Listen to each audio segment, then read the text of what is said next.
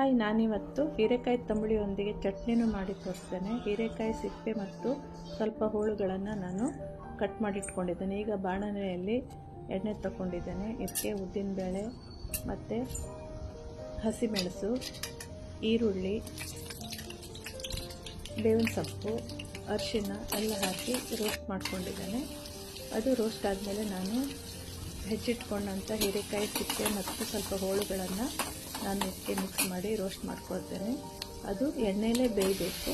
ಅದನ್ನು ಸ್ವಲ್ಪ ನೀರು ಕೂಡ ಹಾಕಬಾರ್ದು. ಹಾಗೆ ಎಣ್ಣೆಯಲ್ಲೇ ಬೆಂದ ಮೇಲೆ ನಂತರ ಬೆಂದಿದ ತಕ್ಷಣ ಗ್ಯಾಸನ್ನು ಆಫ್ ಮಾಡಿ ನಂತರ ಅದಕ್ಕೆ ಸ್ವಲ್ಪ 1 ಬೌಲಷ್ಟು ತೆಂಗಿನ ತುರಿಯನ್ನು ಸೇರಿಸ್ಕೋಬೇಕು. ಅದು ಫುಲ್ ಆರಿದ ಮೇಲೆ ಮಿಕ್ಸಿ ಮಾಡ್ಕೊಳ್ಬೇಕು. ರುಚಿಗೆ ತಕ್ಕಷ್ಟು ಉಪ್ಪನ್ನು ಹಾಕಿಬಿಟ್ಟು ಮಿಕ್ಸಿಲಿ ಹಾಕಿ ಗ್ರೈಂಡ್ ಮಾಡಬೇಕು.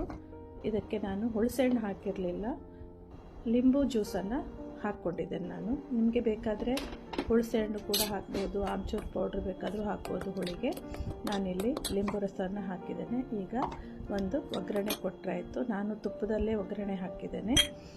ಆ್ಯಸ್ ಯೂಸ್ವಲ್ ಉದ್ದಿನಬೇಳೆ, ಕಡಲೆಬೇಳೆ, ಜೀರಿಗೆ, ಸಾಸಿವೆ, ಇಂಗು, ಕೆಂಪು ಮೆಣಸು ಮತ್ತು ಬೇವಿನ ಸೊಪ್ಪು ಎಲ್ಲ ಹಾಕಿ ಒಂದು ಒಗ್ಗರಣೆ ಕೊಟ್ಟರೆ ಸಖತ್ತಾದ ಚಟ್ನಿ ರೆಡಿ. ಇದು ಅನ್ನದ ಜೊತೆಗೆ, ಚಪಾತಿ ಜೊತೆಗೆ ಎಲ್ಲ ರುಚಿಯಾಗಿರುತ್ತೆ. ನೀವು ಟ್ರೈ ಮಾಡಿ.